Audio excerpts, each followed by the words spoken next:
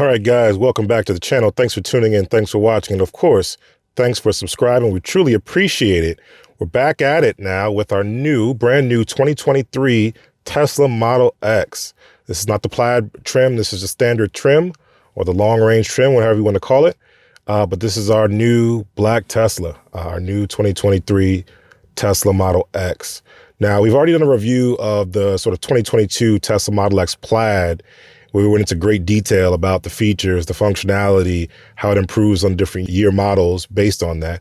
So I want to just make this a quick sort of review, tell you why we decided to upgrade and why now, and then also tell you some of the differences between this and the 2020 Model X. I know Tesla's given some incentives for those owners to get some upgrades and to update their car, as well as how it compares to the 2021 Model S Plaid, some of the new features, new enhancements that they've added to the car that our Model S Plaid has not gotten, and what the differences are in that regard. So let's jump into it right now. All right, guys, 2023 Tesla Model X. We're going to talk about, first and foremost, why we decided to upgrade, why it made sense for us to upgrade, and why now. We had a 2020 Model X, was holding up pretty well, no major issues. Everything was working. It had the vertical oriented screen and some of the older hardware. It was running FSD beta, and it did so pretty well, I might add, as you see in one of the videos before. But we decided to upgrade because the wife really likes the Yoke. She really likes the feel of the Yoke, the visibility that the Yoke gives you, in addition to the panoramic glass of the Model X windscreen. So she really enjoyed that, and she wanted to have that on a more consistent basis other than just getting it when she got the chance to drive the Model S Plaid, okay? That was one of the primary reasons why we decided to upgrade. The other thing was the timing. Every so often, end of quarters, end of years, there's opportunities where Teslas are being sold at, maybe market value as opposed to over market value, which can be the case in some instances. And when the Model X, the new refresh Model X first came out, it was offered at a pretty decent price, significantly less than its Model S comparative or contemporary. And so that was a little bit odd. And then they wound up bumping up the price even higher after that and not going back down. So here's an opportunity right now, as of this video, where the prices are pretty good, and Tesla's even starting to market and promote them trying to clean out their inventory. I don't know if there's new hardware coming, a new version of the car coming. I'm not sure, but this particular car, has all the features that my wife needs and that we need as a family. So we decided to get this one, and the price was right, so we decided to upgrade. Okay. We don't have full self-driving in this car. We just got the enhanced autopilot. Did not want to spring for that because it was pretty underutilized. See some of our previous videos where we talk about that, but it was underutilized from a day-to-day basis. We weren't really seeing the full value of FSD beta. So we decided to just stick with enhanced autopilot for now. We can always upgrade at a later date and time. Hopefully it's not too pricey to do so. And hopefully the features are going to be useful for us to be able to use for the Model X. Okay, so that's why we decided to upgrade it. And as a result of upgrading it, we have a lot of new features, a lot of new creature comforts, specifically for families with kids, that really help us on a day-to-day basis. And we'll talk about that in just a second. Okay, so that's why we upgraded. Price was right, timing was right, and it made a whole lot of sense. And of course, happy wife, happy life. Okay, so now that we've got that out the way, let's talk about some of the key features of this new 2023 model that make it better than the 2020 model. And first and foremost, we'll take a look at the outside, and you'll notice from the outside, this whole car, and even from the inside, this whole car presents significantly smaller, meaning noticeably smaller, than the previous version, the 2020 Model X. The outside just looks smaller, trending more towards the Model Y in terms of size, than the Model X, which is a little bit bigger. So this is definitely a smaller car, noticeable from the outside, also noticeable from the inside, but not as small or as tight as the Model Y. Now, this is coming from people who are above 6 feet, who are not the slimmest person in the world, but also not the widest person in the world. So we wanted some room to be able to move around and have space. And that's where the Model X and Model S really shine for us over the Model 3 and Model Y. But this particular car is a little bit tighter, a little bit smaller, not uncomfortably so, still very comfortable, but definitely noticeable from the outside as well as the inside. All right, I'm not sure what they did or why they did it, but it definitely presents a little smaller than the previous version of it, okay? So as you see on the outside, nothing really major different except for the removal of all the chrome, the cleanup of the front fascia, which is pretty good. This one has the new charge port, the little flap that opens up. Not still a fan of that. Seems like a lot that can go wrong if something does go wrong, but that's there. And everything else, it seems to also sit a little lower than the previous version. This is typically on the low setting on suspension. It's on the low setting, not very low, but on low, you can really see over the top of the car in a way that you couldn't see over the top of the previous version when you had it on low. So again, it just seems to be sitting a lot lower. This has the new platform, the new suspension, the new motors, all that good stuff as well, which I thought was also good. And also the heat pump. It has the heat pump in here, which is a game changer for those people who have older Teslas. If you have an older Tesla, when you get in here with the new heat pump, whether it's the 2021 Model S Plaid or this Model X or anything, newer than that, or even a Model Y, or for that instance, you'll see the huge difference that heat pump makes in terms of heating the cabin. It gets really, really hot. A good example is that in the 2020 Model X, it's now about 40 degrees over here. The wife would have to keep it up to 80 to keep her warm and comfortable, right? In this one, you got to keep it down to 70, 71, right? Or it gets really, really hot in here when you have that thing on, because it's really efficient. And it makes a big difference. So that heat pump is really a game changer here in terms of the upgrades of it. Interior wise, we talked about all the good stuff there, but I do want to point out one of the main primary drivers here is that rear screen. We've got the newer screen, which is even newer than the Model S Plaid, the 2021 Model S Plaid, which has the smaller bezels, and it just also presents as a much bigger screen as a result of it. So the kids love that. That's one of the main reasons, is just being able to have them have their screen and watch their shows and do their thing. All the same features and functionality we talked about before are there in terms of being able to control that rear screen from the front and being able to do that.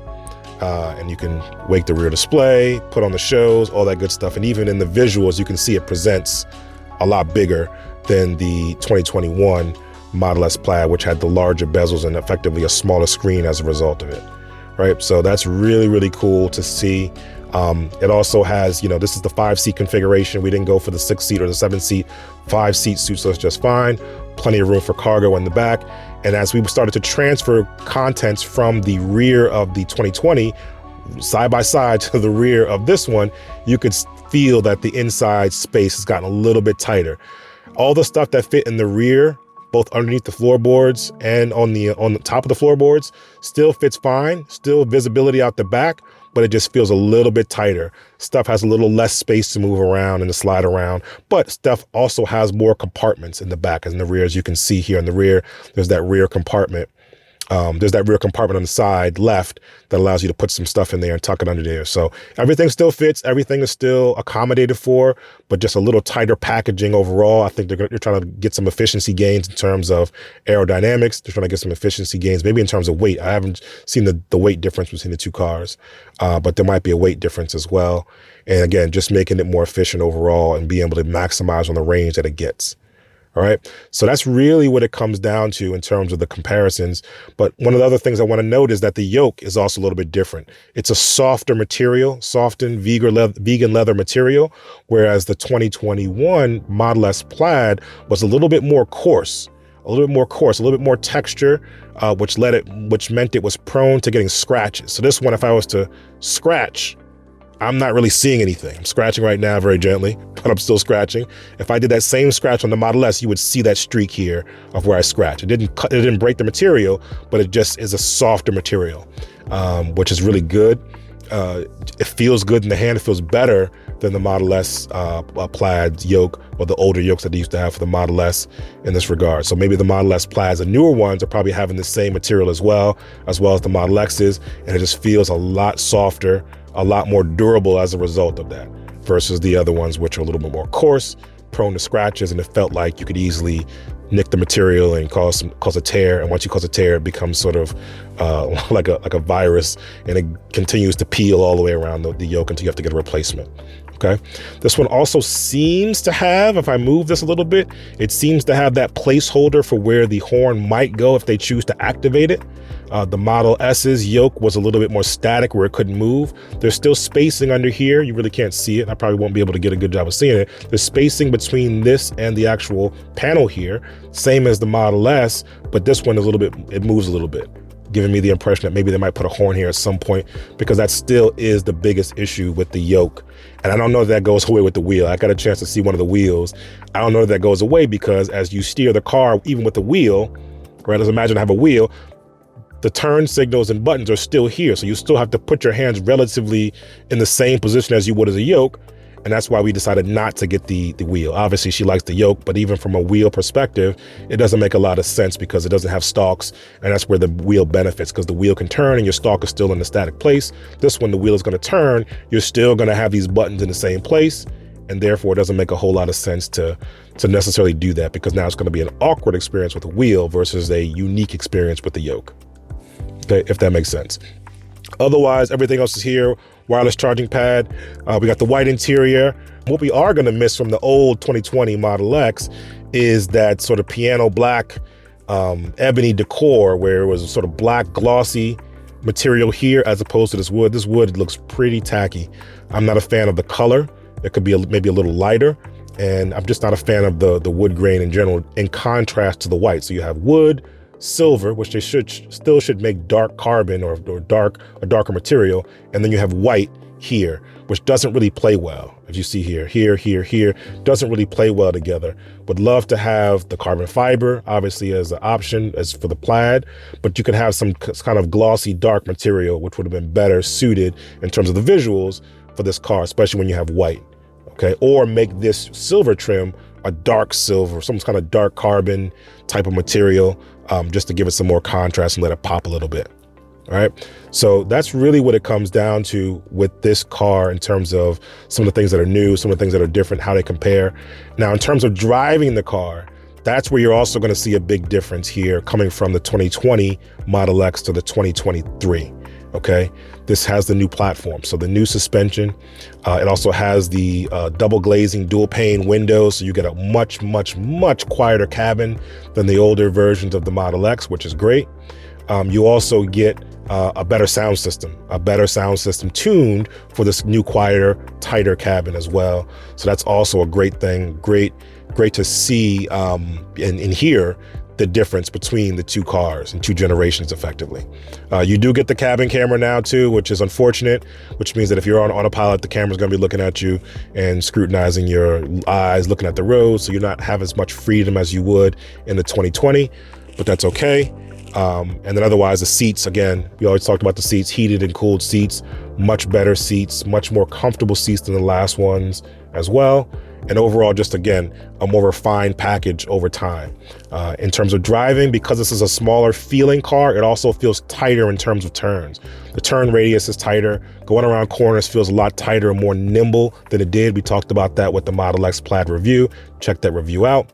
But in terms of just a sort of a direct comparison coming from one car to the next, it definitely does move and maneuver a lot tighter and a lot smoother than the other one. The other one was still great, but it didn't move, it wasn't as smooth as this one in terms of the tightness of the handling of this particular car. It's still a big car, still a big SUV, CUV, whatever you want to call it, but it does a much better job of hiding it in this iteration.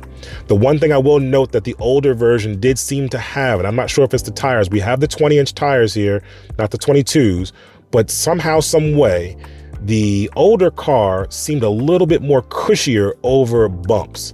This one seems to get a little tight, and just to make sure that I'm not speaking of the wrong setting, I did have it on suspension mode of low and comfort setting. So even in the comfort setting, going over potholes, maybe because it's sitting lower or whatever, you seem to feel the bumps a little bit more than you did on the 2020. That's one of the things that I can definitely notice coming from one car to the next. It handles them better, meaning it's not a lot of suspension travel, but you still start to feel it a little bit more. So I'm not sure what the deal is here. Maybe it's an update to the software to make it better or smoother, but I definitely noticed that immediately driving the car. All right, so another thing I neglected to mention, which was huge over the 2021 Model S Plaid, was the fact that we now have our display that can tilt. And I must say, it may present a little loud because the microphone picks up everything, but it's not that loud, it's not that bad. But this is also a game changer because now I have a better angle to reach this side of the screen in terms of being able to manipulate things. If I have my music over here or something else over here, I can get to that much easier now with the tilt of this screen versus having it flat and flush and sort of reaching over further that way, especially while you're driving. So I think that was this is a real game changer for me. I've been asking for the retrofit for the Model S because that was advertised and that was what people bought and paid for. Still haven't gotten back to me on that. Still haven't talked about a retrofit. All I hear is people telling me that it's way more complicated behind the scenes to install. It's not just putting in motors or something else is involved in it. And okay, I guess I'll buy that, but let me know what the upgrade path is, because this is a huge game changer for the cars with these screens. Makes a big difference. That coupled with the big panoramic windshield gives you a unique experience. Makes you feel like you're driving a special vehicle, unlike no other. You're not going to get this view in any other car, even with something like the Lucid, who has a similar screen but a tighter cabin, a lower roof line. Is not going to give you the same experience as with the Model X. No other car or SUV is going to give you this experience of being able to see everything up here the way that this car does. All right, I'll just try to tilt it this way so you guys can see.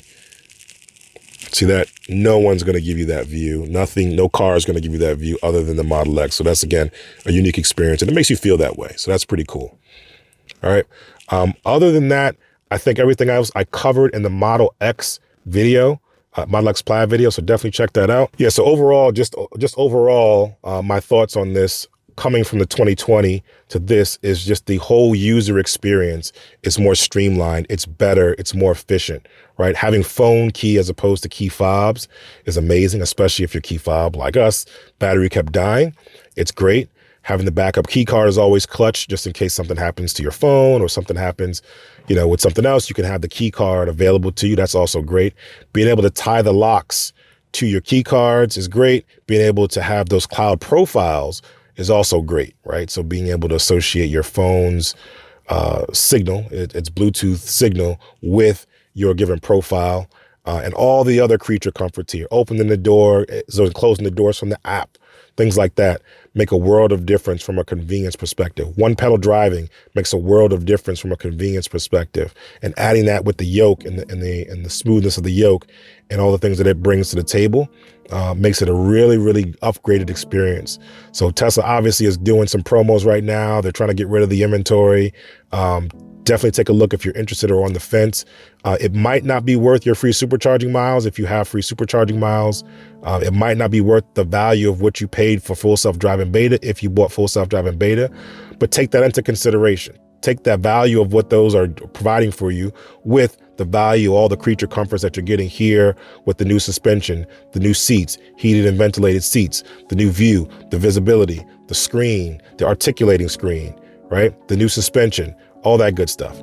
Take that all into consideration when you're thinking about it, and then make the decision that makes sense for you. I'm not officially endorsing this. I'm not a sponsor for Tesla's inventory, but definitely something for you to take a look at, or even their new cars. The new cars are also discounted as well, and not the tax credits, but they're also giving some discounts there as well. So again, see what makes sense for you, and make the decision that makes the best sense for you. All right. The last thing I wanted to talk about before I forget it was the performance. This particular car drives exceptionally well, but is also incredibly fast. And this is one of the reasons why we decided, because we got a chance to drive one of these early, decided not to get the Plaid on this one, because obviously the wife doesn't need Plaid carrying around the kids all the time. Not number one, but number two, this is incredibly formidable in terms of speed.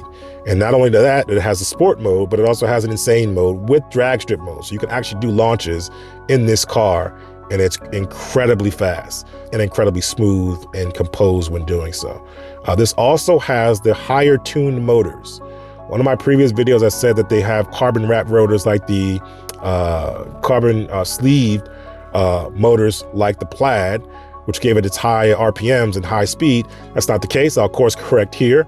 It's actually differently tuned motors that are tuned higher. So now what that means is most Teslas prior to these builds, Model 3s, Model Ys, Model S, Model X, they all sort of died down at 65 miles an hour. So if you were to floor it at 65 miles an hour, you're not gonna get much punch. This car and the Plaids, they do that differently. And now when you floor it at 65 miles an hour, not saying you should, but if you were to test something out in a safe a safe enough environment like Mexico and test something out like that, you'd see that it actually accelerates much harder at the higher speed. So that gives you a higher top end for these cars, which is really, really great. And the fact that it has insane mode makes it even faster than regular sport mode in terms of acceleration. The fact that you can launch it also gives you some benefits. I'm on the fence about that one. I kind of feel like they should have reserved drag strip mode just for the Plaid, just to make it more unique. But with this level of performance, yeah, there really is no need to go for Plaid unless you really need that speed. We don't really need it in this instance. This is more the family hauler, so we don't really need it. But if you are, by yourself, there's no kids in the car, and you really need that speed, definitely go for the Plaid. It's worth it in terms of the speed, straight line acceleration, that is, to get up to speed and make you get that feeling, that rush. But this is very, very formidable. I must mention that before we take off. Very, very formidable in terms of its performance, in terms of its speed, and in terms of the speed degradation as the battery lowers. So typically, Teslas will lose power as their battery drains. Model S Plaid loses about 0.1 seconds for every 10% that it loses in terms of battery. And so when you get down to about 25%, it starts to feel really normal, obviously, relatively speaking. So Model S Plaid, you could think about it at 25% or lower. It seems like maybe a Model 3 performance, in terms of speed, okay? And then everything above that is going to be exponentially faster. This car, when it gets lower, it maintains it at a lower threshold. So 25% and lower is when you start to feel the hit. But even then, it still feels punchy. It still feels powerful. It still feels like it has something left in the tank. Whereas the older cars, as they got to 25%, it really felt like you were just basically shifting into chill mode, chill acceleration. And that's what the level of acceleration used to feel like at the older models. So these newer models have been tuned differently to be able to hit the higher RPMs, hit the higher speeds, higher power at higher speeds, and also tuned to have longevity through the degradation of the battery. And maybe I'm not using the word degradation, right? Maybe I shouldn't say degradation. Through the draining of the battery, you start to still maintain high levels of acceleration and power and punch as a result of that, okay? Let me know your thoughts in the comments. Let me know if you upgraded recently. Let me know if you're planning to upgrade. If you're on the fence, let me know. I'm happy to answer any questions. But let me know your thoughts in the comments. And until the next time, enjoy your day. Enjoy your Tesla.